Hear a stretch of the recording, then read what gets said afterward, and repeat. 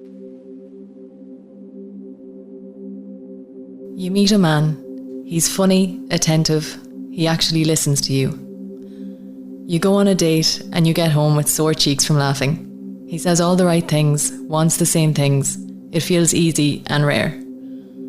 Dates turn into a relationship and you think, this is exactly what you've been looking for. Now imagine discovering that everything he told you was a lie, and you're only one of many women that he has on the go. This is the story of Filthy John, a compulsive liar, a manipulator, a man with a serious drug problem, a habit of stealing, and a dangerous temper. On the surface, he was hilarious, affectionate, the perfect man. But behind the scenes, he was creating chaos in multiple women's lives, lying to them, mirroring their personalities, love bombing, stealing, vanishing, reappearing, and slowly wrecking their sense of reality. These women didn't just overlap, their lives became tangled in the most bizarre ways. In this podcast, you'll hear from 4 of them. 4 women brave enough to sit down and tell their story. There are more, but some of them are still too scared to speak. This is a story about manipulation, survival, and the power that comes when women start comparing notes. Aine was the first person John entered into a relationship with after things ended with the mother of his child. They met on a dating app and their first date was on the 7th of November 2019. Before they had even met in person, the communication had already become intense. Constant chatting that quickly moved to long phone calls and WhatsApp messages. Their calls often lasted for hours. A week after connecting online, they had their first date. Normally, in my experience, not that it's vast or anything, generally chaps probably pay for whatever on the first date. And in my case, I'd offered, which was no big deal. It didn't occur to me until afterwards. And I said, no, I'll pay. And it was, yeah, okay, no problem. So anyway, the first date, and it was as anticipated, hadn't built up expectations or anything. He seemed to be who he appeared to be. Thought he was quite attractive bloke. He was very funny. The main characteristic, I think, of John is that he was and is very funny. He shared a lot of his personal stuff in advance of the date. I knew everything there was to know about his mother of his child, his child. Apparently, I was the first person he dated after that relationship broke down. His daughter was, 8 months old or something. He was given full custody of his daughter. He went to live on a beach, in a house on a beach in Rosslare. I have worked in advocacy and different things. I've worked in family law, and it's incredibly unusual. I was immediately asking, that's very unusual that you would get, a father would get full custody. There must be a very bad backstory there. What John told Aine about his ex-partner was shocking. He painted a picture of pure neglect. He claimed that she would host drinking sessions in the family home and that during one of them, a child, a cousin of his daughter, fell out of bed and broke his arm as no one had been checking the children. He spoke of her drinking, infidelity and an overall lack of care for their child. He also told Aine in detail about a court case, describing how the judge, in his words, tore his ex apart on the stand for being a terrible mother and that she walked away distraught. John said he had tried to save the relationship but claimed the infidelity was relentless, that he had stopped counting after 12 affairs. He warned her, if you don't stop, I'll send your private messages to your family. He had access to her phone and told Aine he followed through on that threat, sending the messages to her entire family on Christmas Day via a WhatsApp group. He just dumped all of this onto her family's WhatsApp group, which, when he told me that, I was horrified. So I wasn't really bothered by the behaviour. I didn't think anything justified that. And I didn't think, the family needed to be made familiar with all of that, assuming, I was under the impression it was true at the time. So I was pretty horrified at it. But in reflection, I think I was told that in case, just in future time, I think it was subliminal or, just dropped in the conversation so that maybe if I ever considered stepping out on him or whatever, as that he wasn't averse to doing something like that to get me back. I don't know. But anyway, there was tons of that kind of a story. So I did believe then that he had full access to his daughter. At the start, the relationship was everything Aine wanted. Connection, companionship, even talk of marriage. She never thought she would marry again, but with John it felt different. He had never been married and it meant something to him. He had great qualities: fun, warmth, love. And in the beginning they outweighed the lies. But as time went on, the balance shifted. The good stopped being enough. There were red flags really from the start, but I had no experience of some of these behaviours at all before. So it took a while, I think, for them to register. For example, we went down to my family here in Limerick and we went to my sister's 40th birthday party. And it was a family meet. There was a lot of people at it. It was a big meal and drinks and cocktails and all the rest of it. We were all paying afterwards. And John just said to me, "Oh, I left my card at home. Would you mind getting that for me? I'll pay you back." And yeah, sure, no problem. We met family in Kildare Village one time for lunch. The relationship moved very fast and it was, I had a lot on, I had a lot of friends, I had a lot of families, and I'd be up and down to Limerick all the time. Just in short, I paid for absolutely everything. And it was always, he always said, it sounds, how do you fall for that, Anya? And this is some of my concern, even sharing all of this stuff. It's like, how big an idiot can one person be? Believe you me, I've asked myself that question 100 times since. But he always had a really good, compelling story. Absolutely world class at these kind of stories and compelling and the detail and all the rest of it. And always would have some sort of evidence to support whatever it is he was saying. So that was kind of the financially aspect of it. About 5 months into the relationship, things were strained, mostly around money. John rarely paid his way, often leaving Anya to cover everything, but he wasn't just letting her down. He was making promises to her family members that he couldn't keep. And, he promised to do things for my family because he's very good at what he does in terms of his employment. He's actually, very talented. And he would promise to do things for people. And God, I would, if I committed to doing something for somebody, I would never not do it. I might be fucking tardy about doing it, but I mean, I would never not do it. And he regularly didn't do it.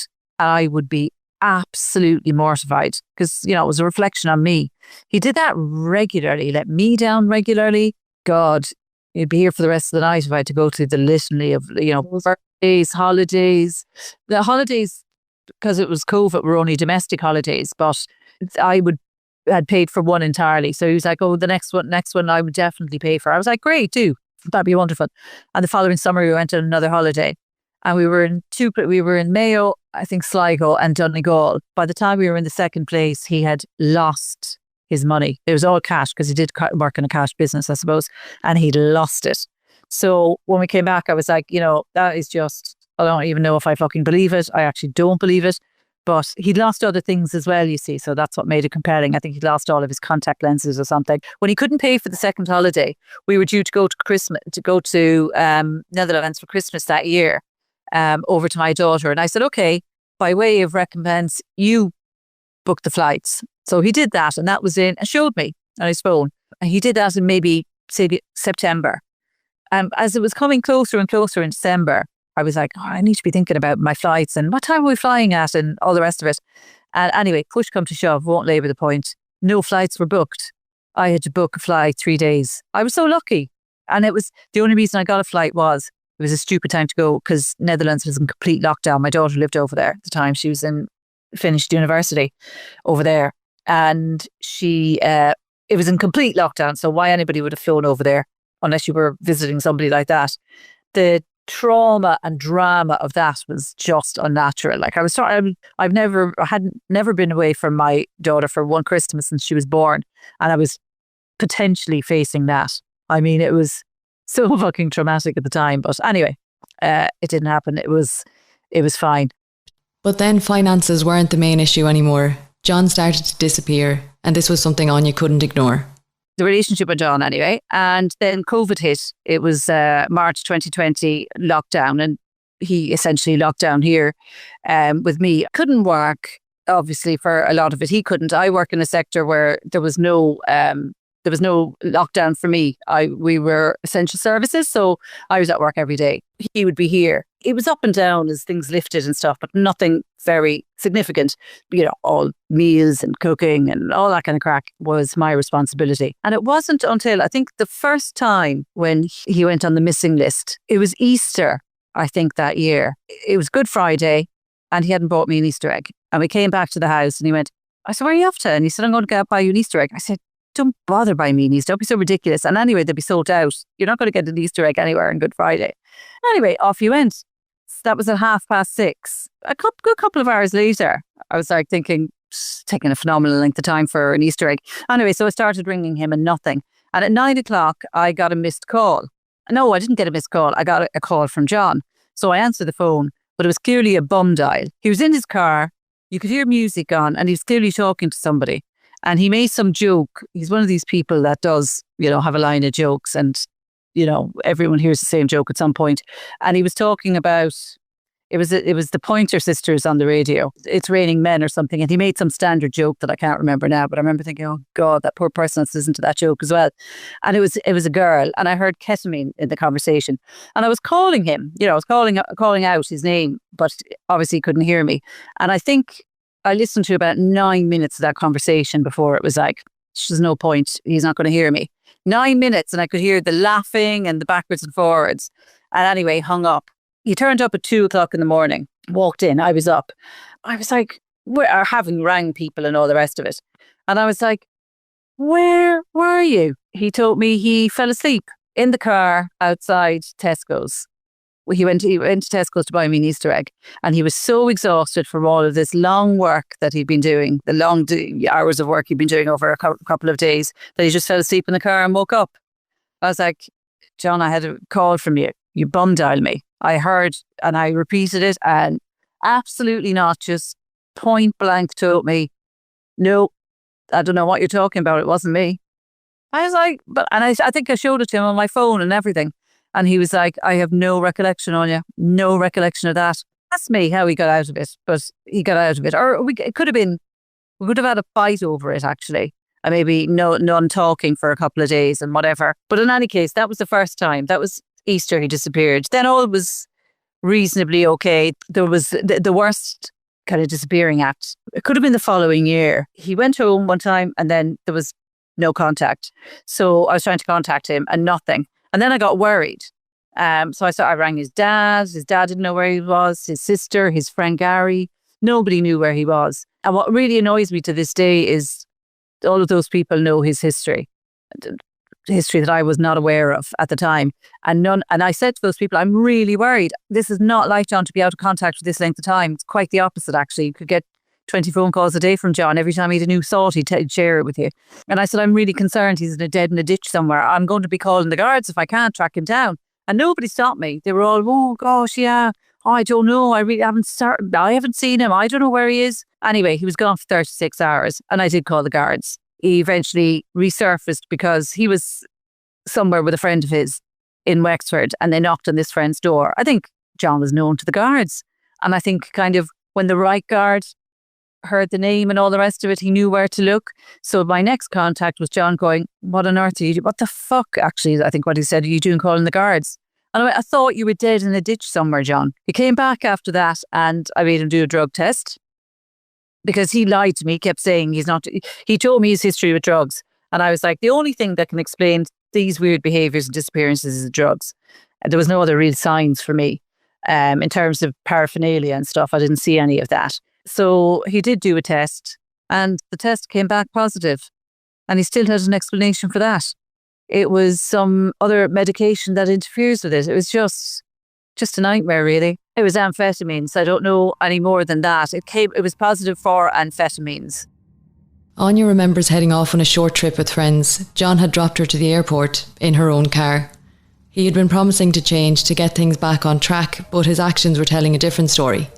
He had a habit of collecting her and the car would be on its last legs, no petrol in it at all.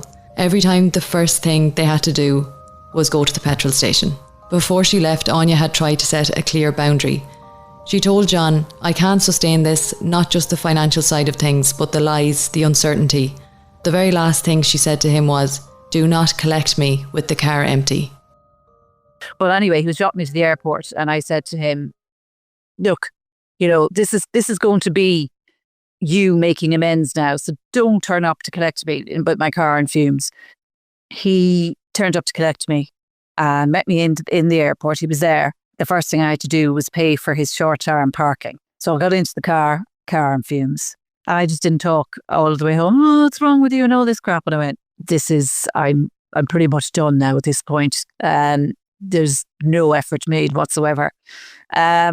So it wasn't long after that, literally days after that, he was out of contact for a few hours. When I say a few hours, it's about 10 hours. That is nothing for normal civilians.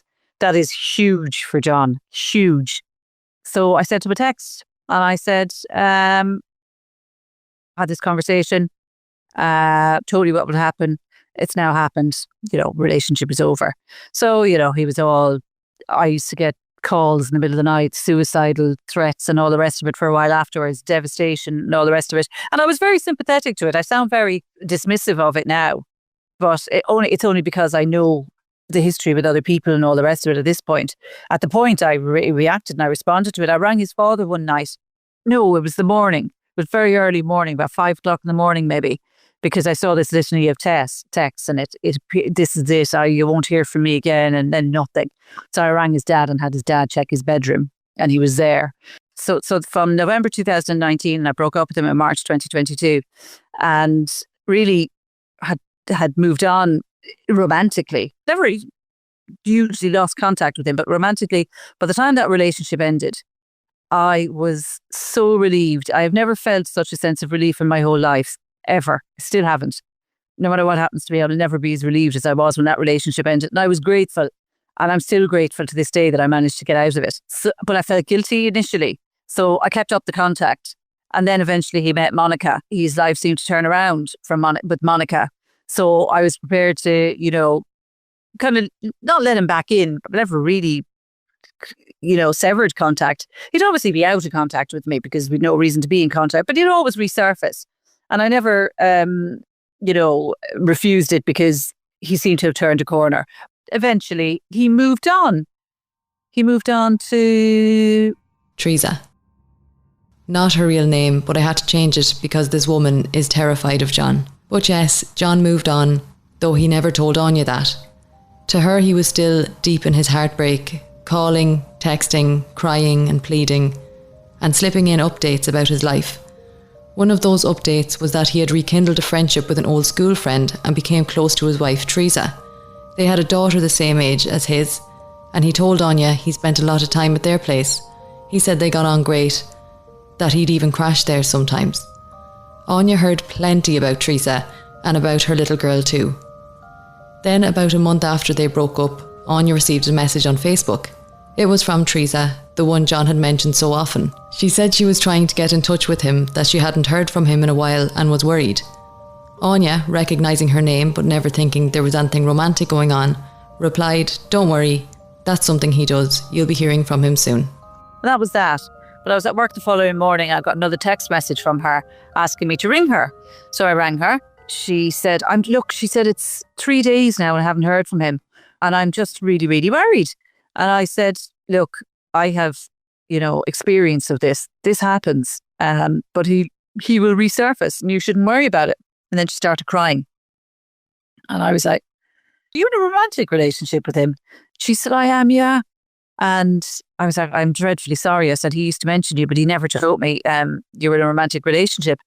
And she said, yeah. And she was just utterly devastated. So I think I spoke to her that evening, at least sometime fairly recent, and she shared her experience with him. And when I was with John, he'd taken me to see, I have my house, I own my house. He told me he owned his father's house at the time. He could never really move in full time here because his daughter goes to school down in Wexford and the trip when he had access would be too long for her. So he was talking about building his own house a bit closer to where I am, but obviously very close to where his daughter goes to school. And we went to see a site and everything. Even looked at plans. I think it wasn't going to be my house or anything, but I would have moved there with him. John had also taken Teresa to see the same site he once showed Aine, the one he claimed was his. In reality, no one really knows who owns it, but it certainly wasn't John. As Aine began to piece things together, she realised Teresa's experience closely echoed her own, though in some ways, it was even more disturbing. A large sum of money had gone missing from Teresa's home and she suspected John. He had managed to entrench himself in her life quickly, offering help with things like her computer, which he then took advantage of. They had been seeing each other for only about 3 months when John suddenly disappeared. As far as Aine knows, Teresa never heard from him again, despite the fact he still had several of her belongings. Aine also kept in contact with John for a while, not out of choice but because he still had things of hers, including a laptop and a spare wheel from her car.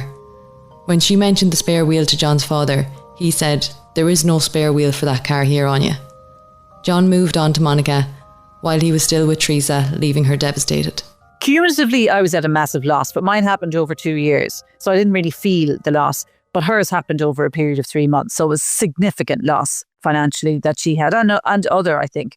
Not to mention the relationship that had been established between the two girls, because they were the same age. They used to have sleepovers all the time. They had grown very close, very quick, which was devastating to them as well. So she was absolutely devastated. It was very upsetting. Again, because I'd, moved on, and I felt such relief having moved on, but it was really upsetting talking to her. Incredibly nice girl. I don't know how he manages it, because I'm friends with all of these women now. They're just one nicer than the other, really, and all very intelligent women, all very solvent, all very independent. Clearly has a type, not aesthetically, because we're quite different. I'm significantly older than the others as well. And I don't have a daughter the same age. He'd moved on to Monica, and I had to contact her to try and get my wheel. It was just a lot of her stuff. But that wasn't the last Facebook message Aine received from one of John's women. And then I got another Facebook message, and it was from this girl called Monica saying, "Hi Aine, my name is Monica. I'm going out with John this length of time. I understand you're a friend of his." She said, "I just have a few questions if you wouldn't mind." So I said, "I don't mind at all." I was talking to her one evening. She rang me. Her concerns were it was funny actually what her concerns were, which I could allay, but she should have been concerned about other things really. She hadn't met any members of his family. So she was like, "I hear all of these stories, but I don't meet any of these people. So I'm wondering, is it real or whatever?" So no, I've met his family. They're all very real. Aine also shared her concerns about drugs. She wanted to make sure Monica was aware of this, hoping to protect her. Aine told Monica that it might be better for her to speak directly with Teresa, since there were some aspects she hadn't experienced herself. Monica did just that, but John became very upset with Aine over it. Aine had to drive down to meet John to collect a laptop or a hard drive that belonged to her, and he was quite aggressive, shouting at her, demanding to know why she had told Monica about Teresa. Aine didn't understand why he was so angry. And I was like, why wouldn't I? These are not secrets I'm willing to keep. These ladies made contact with me, John, because you told them about my existence. So what do you want me to do when they make contact with me then? Maybe you should consider not talking about me if you don't want these things to happen. And he'd never told Monica that I was a romantic partner. I was far too old, apparently. I was just a friend. And the story was, I think that, again, he was good friends with my husband, and I had a grown-up son that was in college. And this grown-up son had asked John to stay in contact with me, make sure I was okay.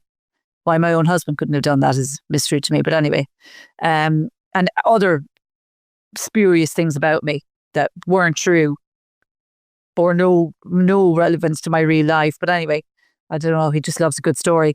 So that was Monica. I think that was really it then for a while, for a long, long time, until I got another call from Monica. And I remember my daughter was here. I said, "Oh my gosh, I've had another text from Monica." And she was like, I'm not entirely sure you should be in contact with these people because you just don't know and blah, blah, blah.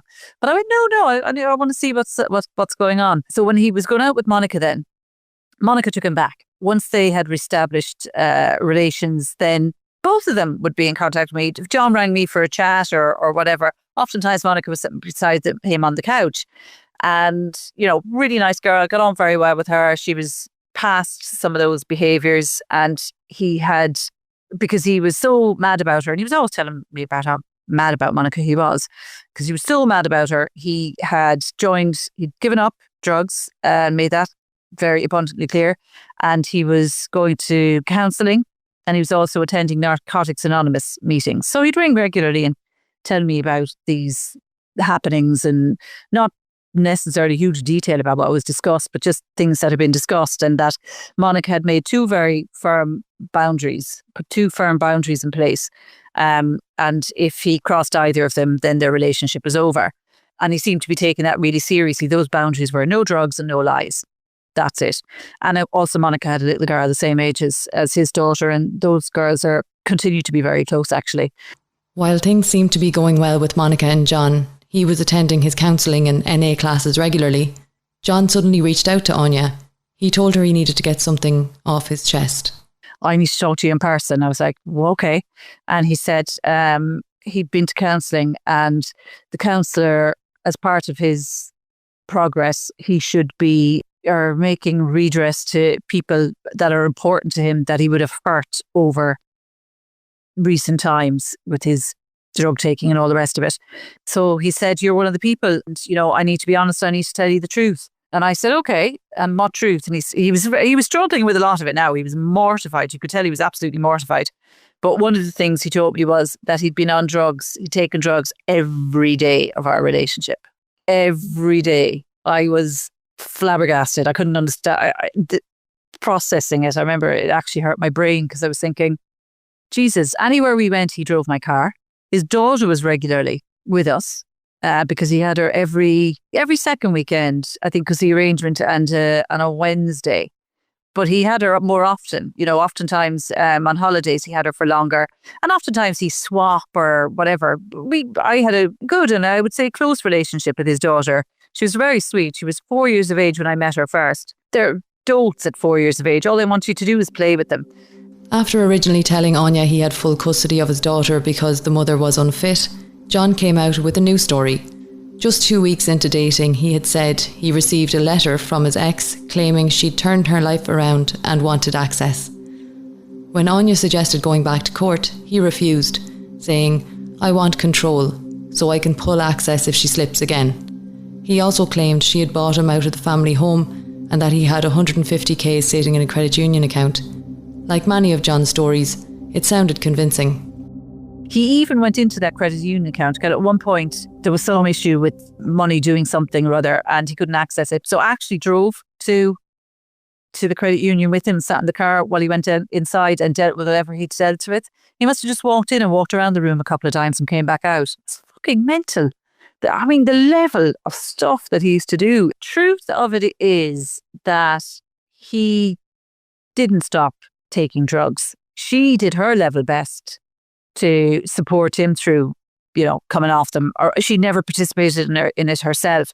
Apparently he's on them since he was about 12 years of age, and I believe that because of a very unhappy circumstance in his family, which has been confirmed by other family members, led to that, and he's just not been able to deal with it since. They wanted to buy a house together, and he's self-employed. So I think she's in finance somehow. And she knew, obviously a lot of people know, but she could manage it. He needed 2 years worth of proper accounts to go forward to get a mortgage. She organised that. She moved into the dad's home, sorted everything out for 2 years until they were in a position where they could get their mortgage, and they did get the mortgage. And he was working very hard, and he seemed to be doing really quite well. But when she was pregnant with their daughter, he disappeared off somewhere, and I can't remember how she figured it out, but she found out where she was. How did she figure that out? I can't remember. And she drove to the estate where this other girl lived and saw his car, but couldn't identify the house. So she came home. Everything John said about the mother of his child was a lie, twisted truths that masked his own behaviour. In reality, it was his infidelity that ended their relationship. He had projected everything he had done onto her, painting her as the problem. But the truth was clear. She had full custody and he had none. Only access. His father and him were in business together. It was their business. So John would probably, it's very technology based. And obviously his dad would be in his 70s, so that wouldn't be his skill set. John was incredibly good at technology and very creative. Very, very lucrative business. If he did it and dedicated himself to it, he would have pots of money. The dad told me at one time, when one of their best years, their turnover was 500,000. That's not an exaggeration.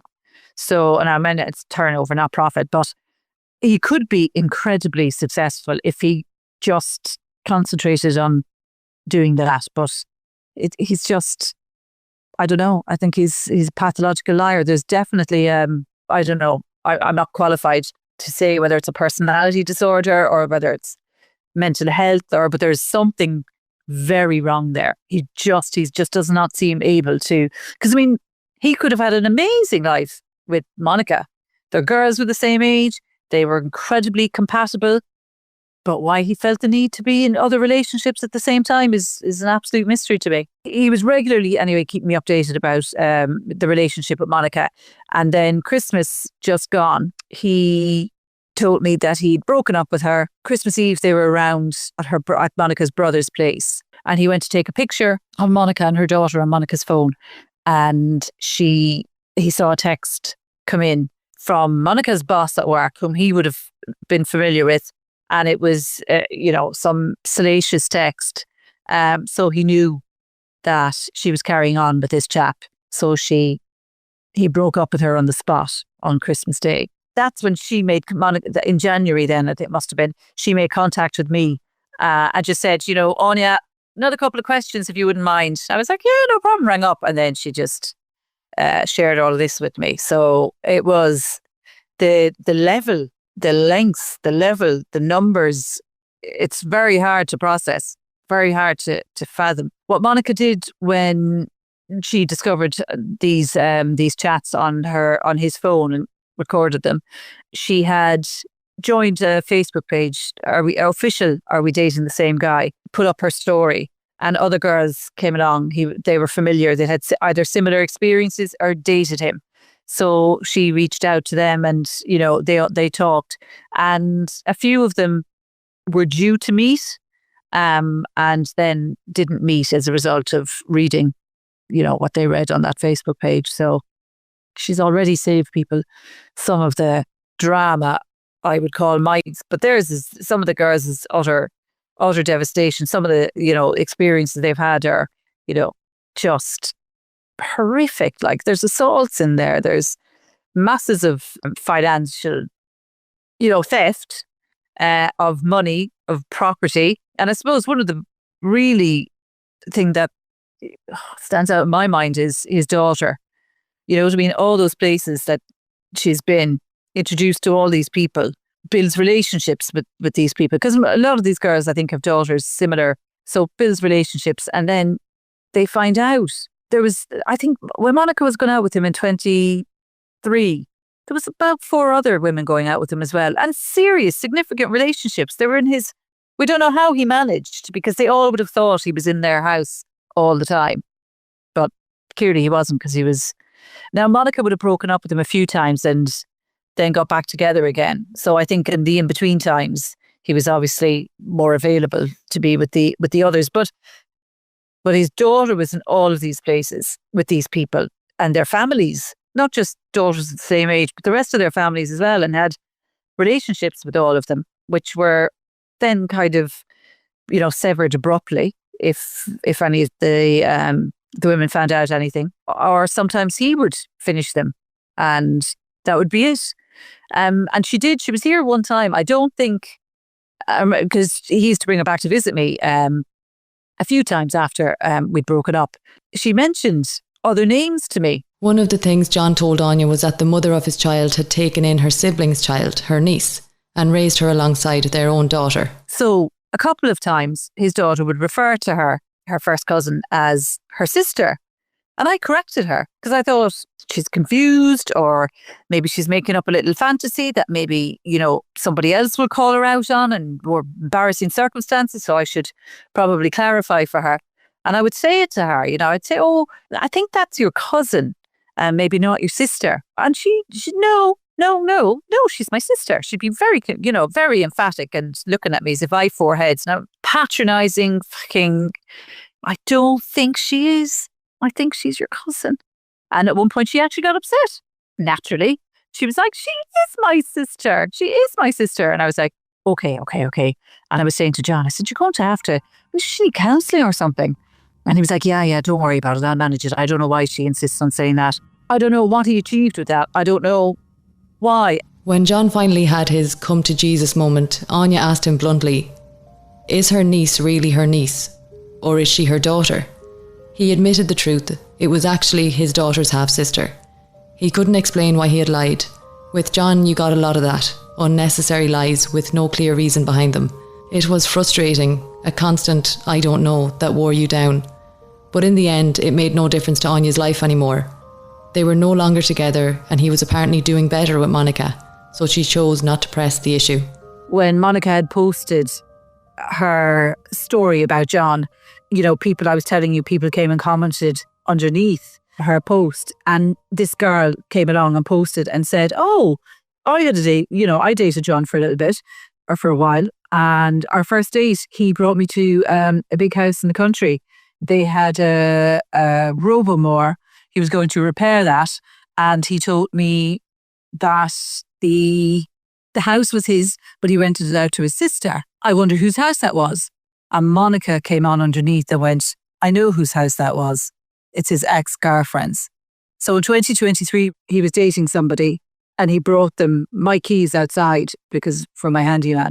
But he brought this girl to my house on a first date, and subsequent dates, she said she'd had a bath in my house. I didn't actually ask where she slept because I really didn't want to know that piece of information. But yes, he brought somebody here to my house without my knowledge, obviously without my consent, masquerading as the house owner and renting to his sister. So because of his drug activity, I suppose, for the want of a better word, which I wouldn't have recognised, John did spend a good length of time on occasion sleeping. He could be in bed for, 4 or 5 days on the trot. He'd get up, when I came home from work, but the rest of the time was just spent sleeping. And on some of those occasions, he'd have his daughter for the weekend or during the week, and he couldn't get up with her to entertain her. So I would do that. So there was a significant amount of that, not all consecutively, but over the whole relationship, I suppose. And at certain points, I was confused by it. I was like, there's got to be something wrong with you, needing this amount of sleep. And he'd be talking about this really debilitating headache that he had. And I was like, John, it's not normal to be living like this. You really should go and get it seen to. So he did. And of course, because I kept following it up. So it was a GP, and then it was an MRI scan, other appointments, and eventually this diagnosis. I actually was away for the weekend. No, he told me here, and I went away for the weekend with a friend of mine in the UK, and I was so upset the whole weekend because he told me he had this brain tumour. And that went on for quite some time. Naturally enough, it petered out like an awful lot of the other stories that I would have been told. So basically, absolutely no truth to it whatsoever. And it was a really, really cruel thing to do, I think. People may wonder how these women stayed so long, how they got drawn in and pulled back again and again. Monica is all too aware. She lived it. She knows exactly how she kept getting dragged back in. A sort of explanation of why certain women like Linda, myself, or, there were a couple of more women that were in a longer relationships that we lasted so long with him, despite seeing on the red flags and realizing the lies and noticing the weird things. And in my case, it was like a block unblock game type of thing. And every time I'd break up with him, he would stay quiet for a few days, a week, maybe slightly longer. And then he would start reaching out. Monica explained that it always started with a small message, something innocent like, his daughter wants to see hers, can the girls meet up? He knew she would respond. He used his daughter as the hook, knowing Monica wouldn't ignore a message about the kids. They had been close, shared the same sense of humour, were genuinely good mates. She mourned the loss of that friendship, if she was honest, but looking back it was clear he used his daughter as bait to get her back every time. And you have to keep in mind always that because we got in the relationship with this man, we had the kids involved, and I'd always feel guilty that, when I broke up with him, it says, no, them two are besties now. And it's not their fault that, I made a bad life choice and I got with the wrong man. So I can't really punish them by separating them. So that's why we kind of stuck together. It was like a co-parenting without, having together any children. It was a very dysfunctional kind of toxic family, and we lasted for too long. But that was the reason why we got together for so many times, because he managed to get back in my life the same way he uses her to get women at the beginning. Like, he doesn't have, I don't know if we mentioned that, but he doesn't have a full custody, obviously. Only every second weekend and once during the week. But he tells everyone that, he's a full-time dad, which is obviously a lie. So I just wanted to explain, just in case people think that we're completely crazy. We probably are a bit, but he's just a master manipulator, and the gaslighting and the love bombing and the breadcrumbing, it was just so perfectly spread out throughout time that we didn't really notice. And honestly, I found out the meaning of those words, or I've heard actually of those terms only a couple of months ago when I broke up with John for the final time. I've never heard about love bombing or breadcrumbing or gaslighting before, so I suppose we learn every day. In episode 1, Monica shared how John had told her he put down a large deposit on her dream sofa. She was overjoyed, believing it was a genuine gesture. But if you'd been paying attention, you can probably guess, it never actually happened. So the sofa I mentioned that he bought for me for Christmas, at the beginning of he rang me then, and he told me, listen, come to the shop. If you're busy, I just gave the owner €1,000 deposit for your sofa. You come here and pick up the sofa. And so I did. As I said, I was very emotional, but I drove there. I was still in shock. We found the perfect sofa for me. And the owner told us that if we pay cash, it will be just $1,800 rather than $2,200 for with installments. And I said, well, if he paid already €1,000, it just makes no sense to, go. It's not just, we can save you, Chris. So that was great. I went to the office. I don't know why. I asked the woman, do you want a deposit? And she says, yeah, I'll take deposit. I said, okay, how much? She said, well, whatever. I said, well, €500 I said, yeah, that's fine. So she took the deposit. I paid. She took my phone number, and John was paying the balance of the 300 by doing some work for the shop's owner. He does the signage on the cars. He was supposed to do signage on his van. I got a phone call today from a lady looking for money for the sofa, because John never paid for the sofa except that €300 that he worked. So the sofa was away. I just got myself a sofa today. He's like that. He told me once that he paid for my tattoo. I had a tattoo booked, and I knew it would be probably was £300 to £400 because it was a biggish one. And he said, "Oh, don't worry about it. It's on me. I'll treat you too." I said, "No, you will not, because you did. I knew at that stage that he did really have money." He says, "No, don't be silly. Like I'll be happy to. Don't worry about it. Sort it." So he went to Gary and he sent me a photograph of him in the tattoo shop. In the waiting room. He said, "Yes, where I am." I said, "What are you doing?" "So I'm taking care of your birthday present." And I said, "All right." But I was absolutely over the moon. But when he came back home, I don't know, something was telling me there's just something not right. I rang the shop, and thank God I did, because your man said, "Well, your husband was here. He told me that he was going to go and get cash, but he never came back. So, you never paid. Never paid." So I'm so glad that I did ring the shop, because otherwise I would have gone to the shop, had the tattoo done with no cash on me or anything, because, there was no point. So this is the lies he comes up with.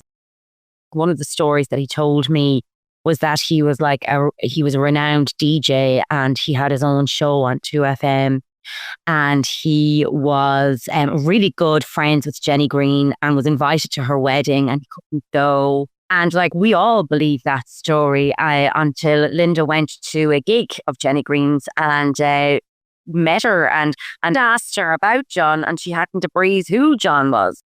There's a couple of women on our group chat that weren't in a relationship with him. They were just on a couple of dates. But I knew about them because he would send me screenshots of every single woman that he went on a date with. Now, again, we weren't together then as a couple. We were just friends, both dating. So I knew about 2 women for sure, and I knew that he was getting on quite well with them. So I reached out to one of them at some stage, because that was my thing. I was finding people on, who I reach out, who will get some information from, who will talk to. So I reached out to Martina, which he went only on one date with, and this is the woman that he accused me of kind of destroying his potential relationship with, and that's why he tried to smash my face with a wrench. But anyway, I reached out to Martina, and I was talking to Martina, and I was just telling her, the story. And she says to me, "But anyway, how's your baby?"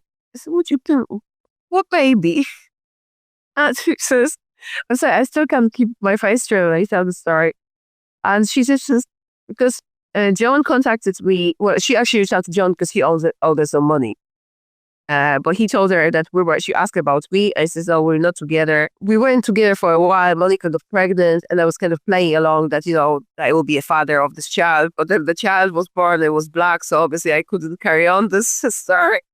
So he told poor Martina that I had a black baby. This like ongoing joke now with our child group, that there's me having, like, the stories he comes up with. Aine wants it to be known this isn't about revenge, though she knows some will think it is. It's about the damage John has done to countless women and very likely his own daughter. The trauma runs deep. Every woman who's crossed paths with him has been left changed. Aine knows her own experience pales in comparison to what others have endured, but still, she hasn't dated anyone since she left him in March 22. She won't online date again. Her only aim now is to stop others from going through the same pain. This is a sentiment shared by all of the ladies, including Kim. None of us are doing this for revenge. If I wanted to go and get revenge, God, I could go and get it. But none of us are doing it for revenge. We're doing it because I would never like to see another woman put in the position that I was put in. I would never like to see another family. Like, I'm lucky my daughter is older than the two other ladies, but he has a type, and that type has to have a younger child. So not only is he impacting the mum of the situation, he's also impacting the family life and the children's lives. And this is why I think that he's exceptionally dangerous. Monica contacted me. I actually thought that Monica had seen me on RB Dating, but no. So I had put him up for the second time.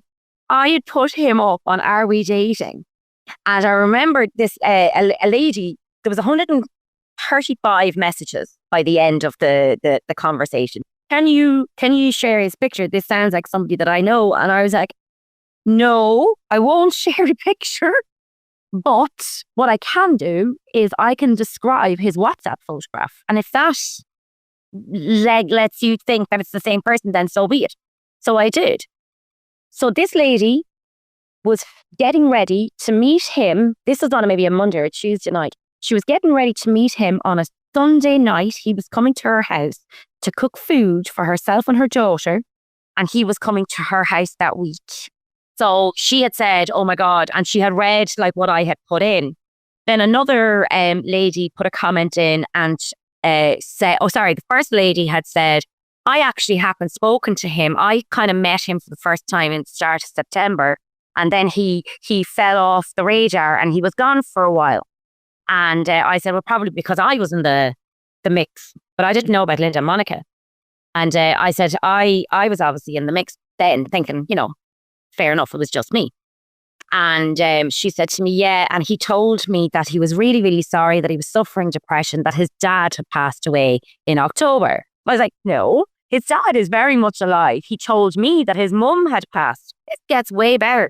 And so we're talking. And then all the while, then there was another lady obviously reading the commentary. And then she popped in and she said, excuse me to interrupt, girls, my friend is also in a conversation, also seeing this guy. He told her that as she started talking to him Christmas Day, and he told her that he had found his best friend hanging on Christmas Eve. He was distraught. He wasn't able to work.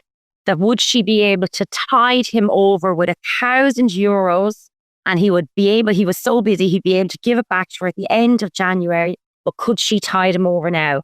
That girl was in the process of borrowing some money from family and friends to give to him, and I stopped that by having that post up on Are We Dating?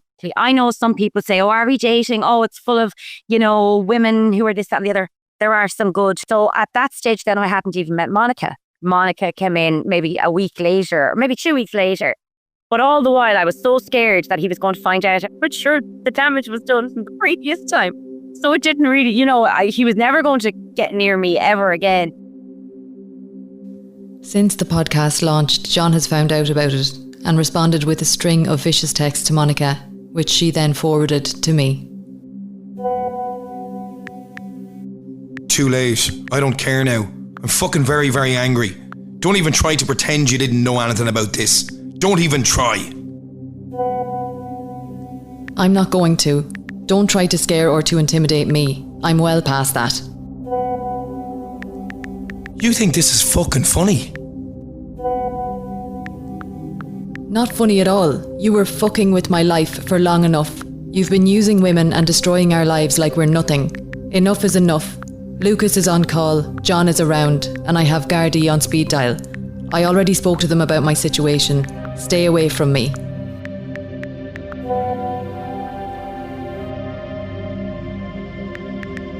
I thought we were friends again. This is going to mean I won't see my daughter again. Do you think I'm going to let that go?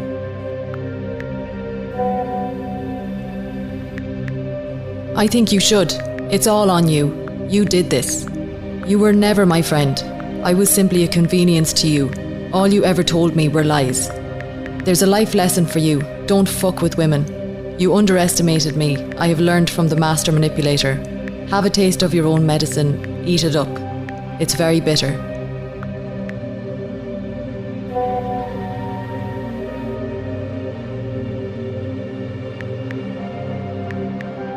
You think I shouldn't see my daughter again?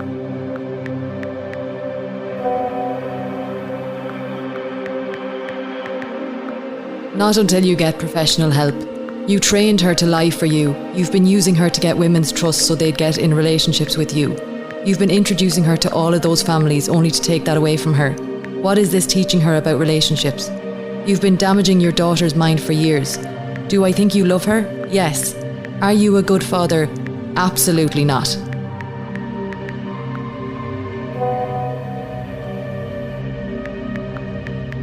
Maybe you shouldn't be leaving your daughter alone while you work. That's illegal. I'm surprised it hasn't been reported by your nosy neighbour across the street.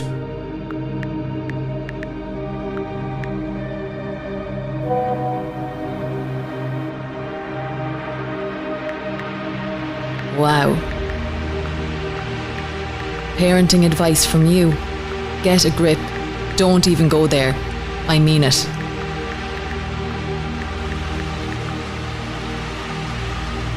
When John realised he was getting nowhere with Monica, the messages stopped, but he quickly turned his attention to Aine, this time with threats. He warned he would release her more intimate pictures, something which is obviously illegal. The women he's been with so far come from all over: Dublin, Carlow, Waterford, Wexford, Kildare, Wicklow. The southeast seems to be his hunting ground. John is 47, blue eyes, shaved head, over 6 feet tall. He claims 6'2", although whether you can trust that is another matter. The women say he is tall, at least. John is definitely active on Bumble, Tinder, Facebook dating and Match. He's been spotted. Yet despite this, he has a girlfriend who just got his name tattooed on the back of her neck the other week. If you're dating, be careful. Treat this podcast as a warning. Thank you for listening to part 4 of Filthy John. Please like, subscribe and share. This is the final episode. If you've been affected by any of the issues mentioned, please know that you're not alone. Support is available. Reach out to Women's Aid or the Dublin Rape Crisis Centre for help and guidance.